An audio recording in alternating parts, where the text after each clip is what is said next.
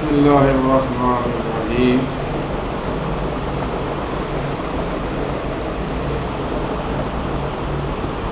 Today we are going to discuss hemodynamic disorders.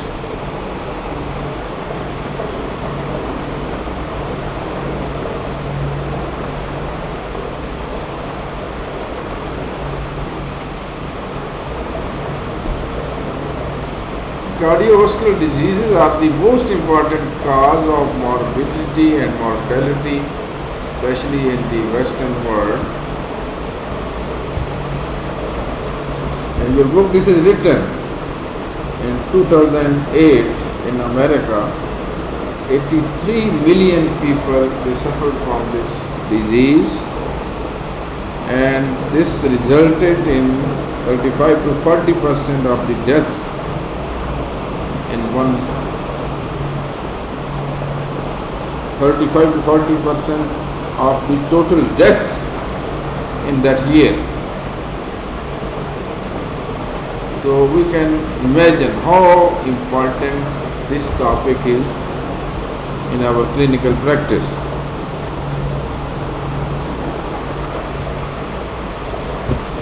So in hemodynamic disorders, we have to consider these three major things: heart, the blood vessels, and the blood itself. Blood, which contains water, salts, proteins, coagulation factors and platelets, and other formal elements like red cells and white cells. Now in disorders of hemodynamics, we will be discussing these topics like edema, congestion and shock. We will discuss hemostasis, hemorrhage and thrombosis, as well as various forms of embolism.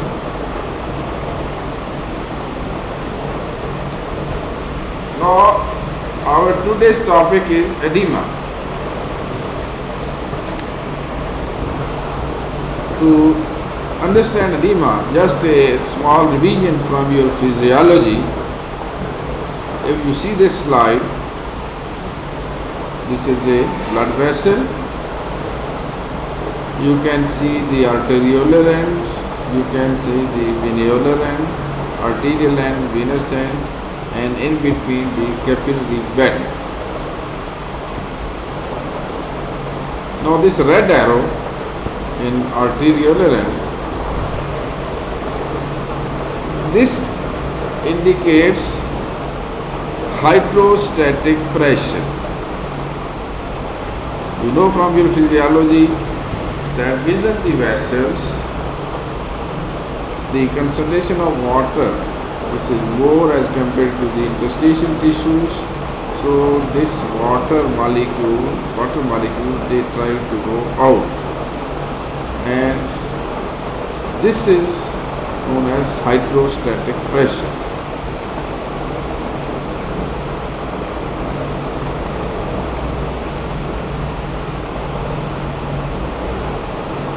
When this water goes out, the content of water in the interstitial tissue, this is increased. So increased interstitial fluid pressure, you can see in the venous end, this blue colored arrow. Now this is increased interstitial fluid pressure, this is increased. Plasma colloid osmotic pressure. This depends on the number of particles. Plasma proteins, these are the major particles in the plasma.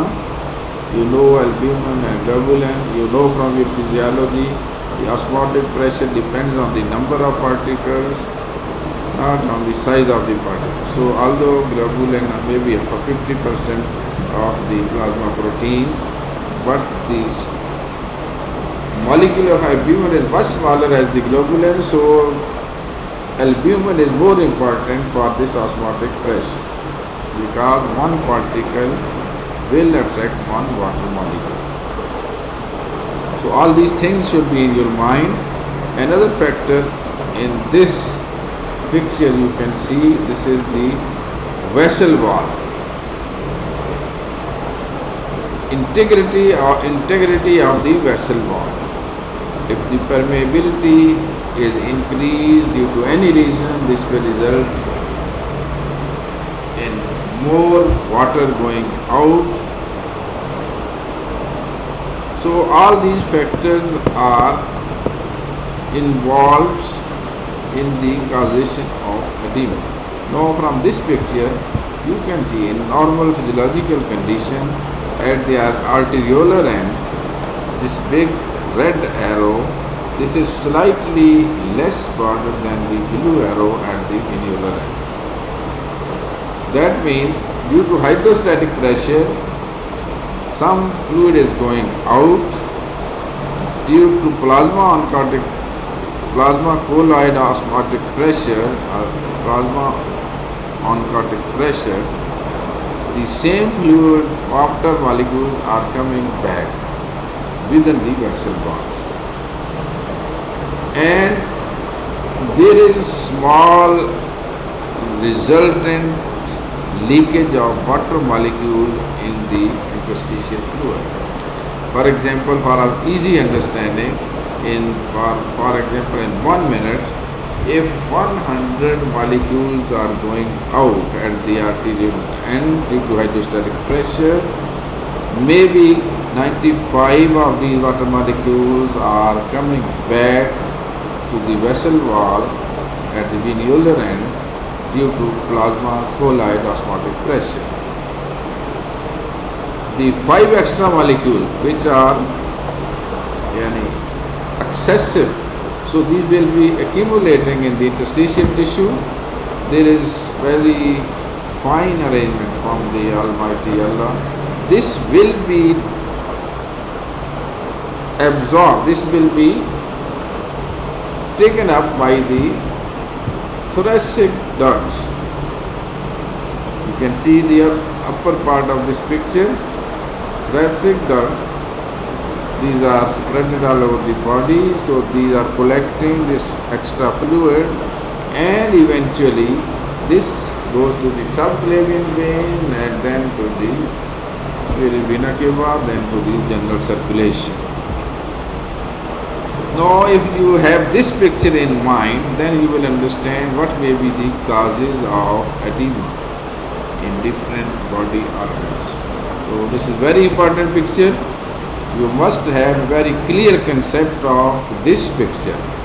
Then you will understand the next thing.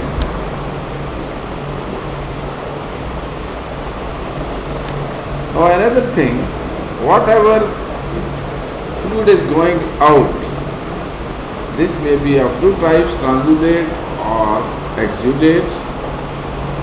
So you should know these terms will be used. So transudate, this is non-inflammatory, and exudate, usually this occurs after inflammation. The permeability of the vessel wall is increased. So in exudate there is high protein content, while in transudate there is poor protein content. Transudate, this is seen in increased hydrostatic pressure or reduced plasma proteins. Exudate, usually this is due to the increased vascular permeability after infections or like these things. The causes of transudate formation: heart failure, renal failure, hepatic failure, or malnutrition. And if we see the morphology visibly by naked eye and we suck this fluid, so this is translucent and straw colored, but peritoneal effusion caused by lymphatic blockage may be sometimes chylous, whitish in color due to the absorption of lipids from the GIT. So exudate, this is seen after inflammation, this is protein rich. This we see after increased vascular permeability. So this may be usually mostly this is localized, but in severe sepsis this may be generalized. When we see this fluid by our naked eye, it sounds strange, the surface. Often this is cloudy due to the presence of white cells and more protein. So these are some differences between transudate and exudate.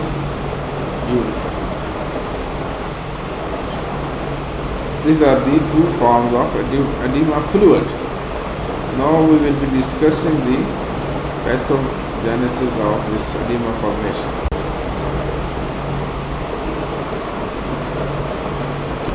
Hemodynamic disorders. Normal fluid homeostasis encompasses maintenance of vessel wall integrity as well as intravascular pressure and osmolarity within certain physiological ranges. This is all your physiology, you have learned these things.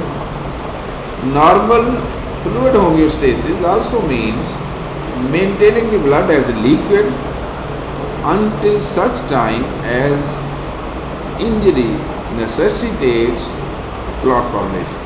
Because if there is some trauma, some injury to the vessel wall, there must be some clot formation to block this injury to stop bleeding.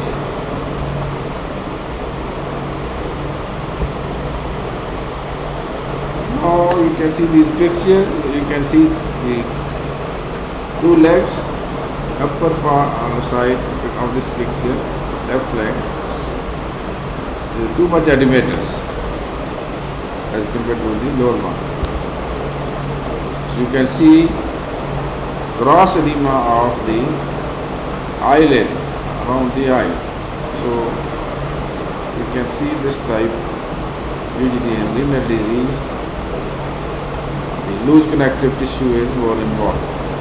Similarly, the lips, loose connective tissue is mainly involved. You can see usually this type of edema in renal failure.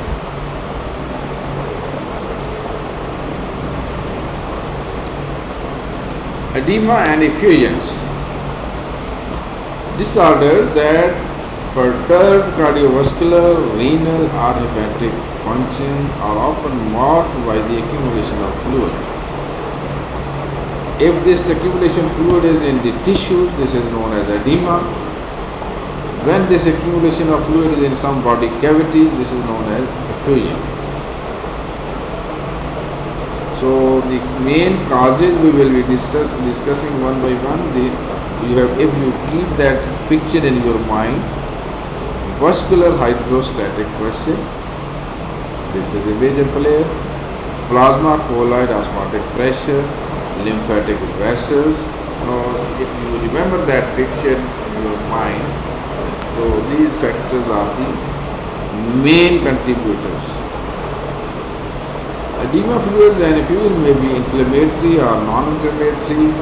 We have discussed that transudate and exudate. Now these are the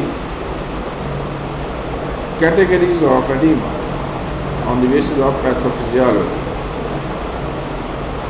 Increased hydrostatic pressure or reduced plasma osmotic pressure, lymphatic obstruction, sodium retention or inflammation. So these are the basic pathogenic factors which will result in edema formation. Increased hydrostatic pressure. These may be the causes. There is a big list, the table in your book, you can memorize this. What are the conditions where we will see increased hydrostatic pressure? Impaired venous return, like in congestive heart failure, constrictive pericarditis, ascites, liver cirrhosis, venous obstruction or compression. This may be due to thrombosis, this may be due to some external pressure like some tumor, mass, or lower extremity inactivity with prolonged dependency. There may be arteriolar dilation. We can see this in heat, or maybe due to some neurohumoral dysregulation.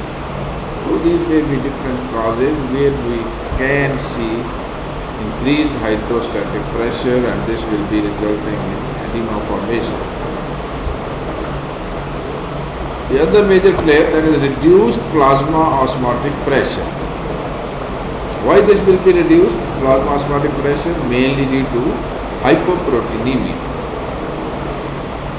I have told you the number of particles, these are more important for osmotic pressure, although globulins are 50% of the plasma protein, but albumin is more important because the molecular size of the albumin is smaller, so these are too much albumin particles as compared to the globulin molecule. Under normal circumstances, albumin accounts for almost half of the total plasma proteins. So, wherever there is some problem with these plasma proteins, or especially albumin in the plasma, so this will result in edema formation. What are these conditions? Protein losing glomerulopathies. Albumin molecule, albumin particles are going out. This is being lost through the kidneys. Many kidney diseases, most important is nephrotic syndrome. Second possibility, these proteins are being produced less in quantity, liver cirrhosis. This will result in ascites. Liver is diseased, so this is not producing the albumin in proper quantity. Third possibility, that is malnutrition. Diet is not adequate or appropriate. Fourth possibility, that is protein losing gastroenteropathy, is some problem with the GIT and the proteins are being lost to the GIT. So these are four major pathogenic causes where we can have less plasma protein or especially less albumin in the plasma, and this will result in low osmotic pressure. So this will not suck the water from the interstitial fluid with that force.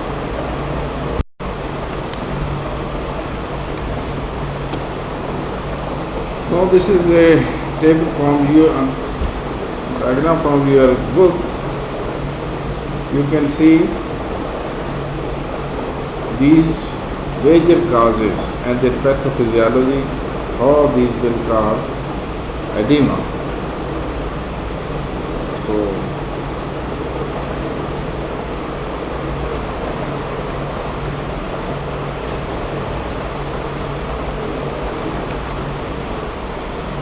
heart failure, this will result in reduced cardiac output. This can result in reduced renal blood flow.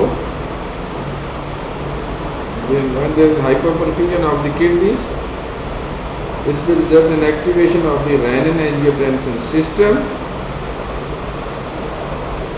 and this will result in retention of sodium water. There is increased ADH production, so this will result in retention of sodium and water.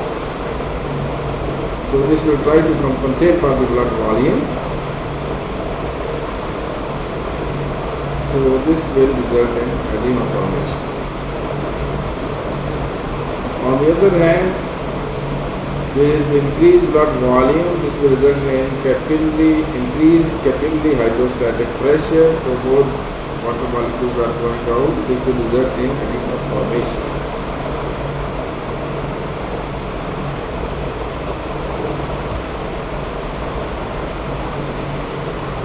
For plasma proteins, we can have malnutrition or decreased hepatic synthesis of albumin or plasma proteins, or nephrotic syndrome, which means more loss of the plasma protein. So All these conditions they result in decreased plasma albumin or decreased plasma proteins. This will result in decreased plasma osmotic pressure. Again, they result in edema formation. So, a vicious cycle is started in these conditions, and these different factors will result in formation of edema fluid in different body organs. This is ascites, accumulation of edema fluid in the peritoneal cavity.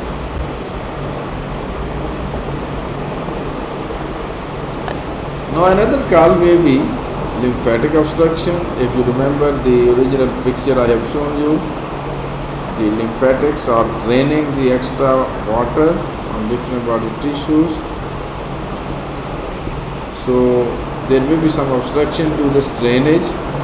This we can see due to some trauma, fibrosis, maybe some invasive tumors, or there may be some infectious agent. All these can disrupt the lymphatic vessels and impair the clearance of interstitial fluid, resulting in lymphedema in the affected part of the body. So, causes of this lymphatic obstruction, these may be inflammatory, neoplastic,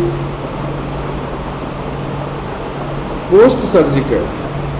For example, we do mastectomy, or we also remove the regional lymph node. So after this surgical procedure, there is obstruction to the lymphatic drainage. Post-irradiation, same for example for breast cancer, we give some radiation, and after this irradiation, the lymphatic drainage is disturbed, this is obstructed. Some infections can cause this obstruction, and the result is edema in that organ. Now this is a very interesting clinical condition. We call this elephantiasis. In filariasis, there is parasitic infestation. This involves the inguinal lymph node, the vessels. There is fibrosis of the lymphatic drainage in the leg. This is obstructed, and this results in too much enlarged legs and genitalia. So, if you have seen patient once in your life, you will remember this all your life. So, elephantiasis, the legs are like an elephant.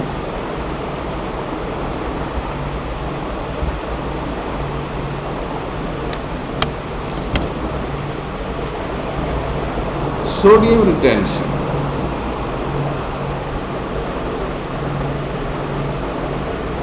Increased salt retention with obligate retention of associated water causes both increased hydrostatic pressure due to intravascular fluid volume expansion. When there is retention of sodium, one particle of sodium will retain one water molecule. So in this way, this will try to compensate for the reduced cardiac output, and this will result in increased intravascular fluid volume. And due to when there is an increased intravascular fluid volume, this will result in dilution, and this will result in diminished vascular colloid osmotic pressure.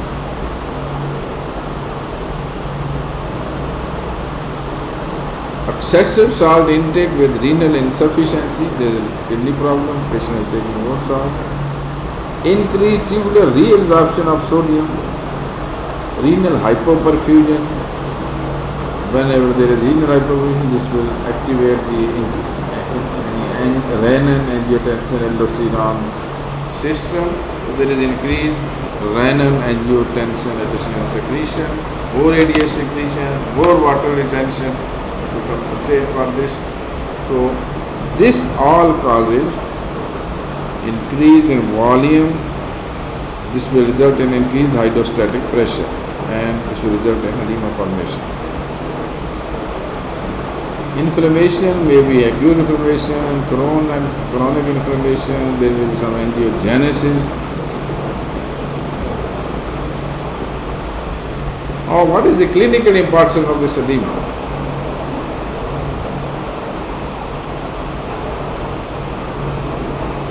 This depends upon the body organs. For example, there is some edema of the foot, maybe just you can feel sitting posture for a long time, our shoes are being more and more tight, otherwise no problem. But sometimes if this edema formation in the lung may be life-threatening. So this depends upon the organ involved. Subcutaneous edema, this simply signals potential underlying cardiac or renal disease. Otherwise, itself, this may be not so disturbing. This can impair, however, this can impair the wound healing or clearance of infections.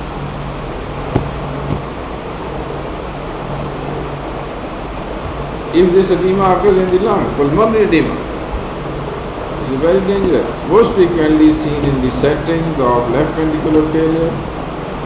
This can also occur with renal failure, acute respiratory distress syndrome, and pulmonary inflammations or infections. What happens? Not only does fluid collect in the alveolar septa around the capillaries and impede oxygen diffusion, so oxygenation, diffusion of oxygen, this is disturbed. But edema fluid in the alveolar spaces also creates a favorable environment for bacterial infection. So whenever there is obstruction, there is infection. So there is collection of fluid in the lungs, so this will result in repeated infection. Pulmonary effusions often accompany edema in the lungs and can further compromise gas exchange by compressing the underlying pulmonary parenchyma.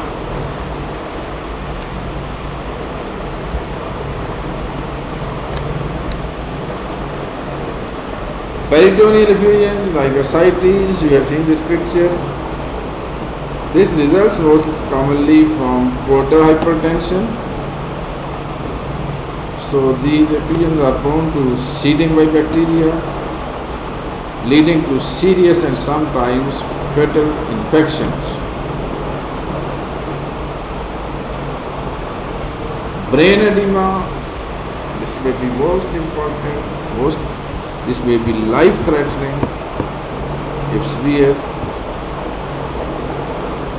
Brain substance can herniate through the foramen magnum,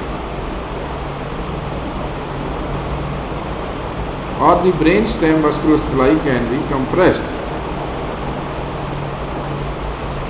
because the skull cannot yield, this cannot give space. When there is edema to the gyri, the sulci will be narrowed. Brain, to some extent, this can get this swelling, but then more and more edema, this will push the brain through the foramen magnum. This is brain herniation. And this herniation, this can obstruct the vascular supply to the vital organs. Either condition can injure the medullary centers and cause death. So this can obstruct the blood supply, this can injure the medullary centers, and this may be the cause of death in the patient. So brain edema is clinically very important. This may be life-threatening. What we will see in morphology,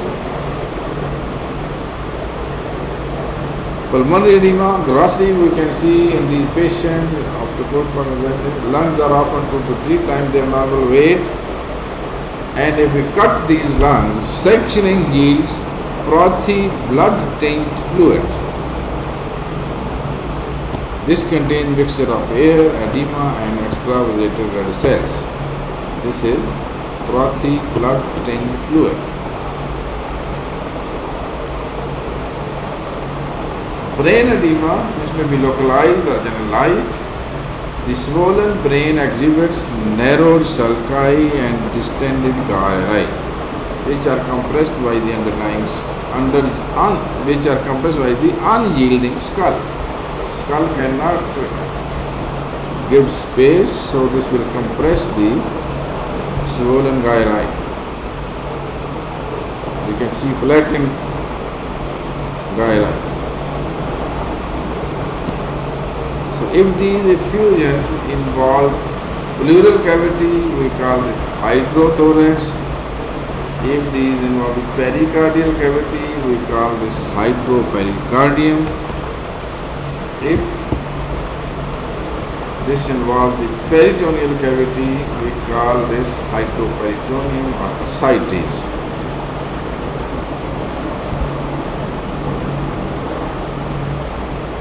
Now this is a picture from the lungs.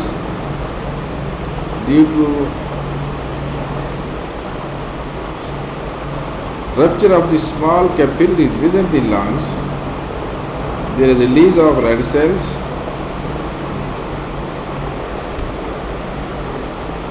So these are taken up, these are hemolyzed, red cells are hemolyzed. So these hemoglobin will be taken up by the macrophages. Now these are known as heart failure cells.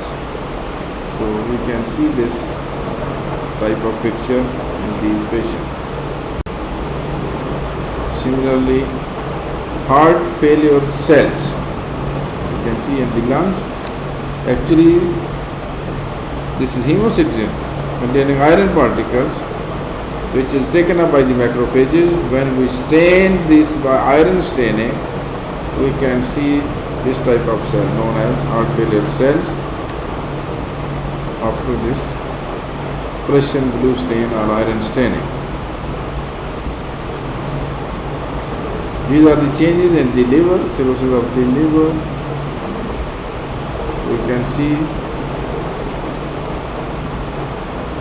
some of the cells may be necrosed, others may be normal.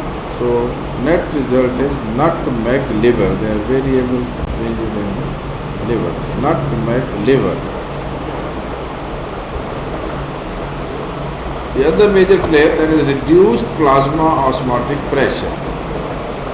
Why this will be reduced plasma osmotic pressure? Mainly due to hypoproteinemia. I have told you the number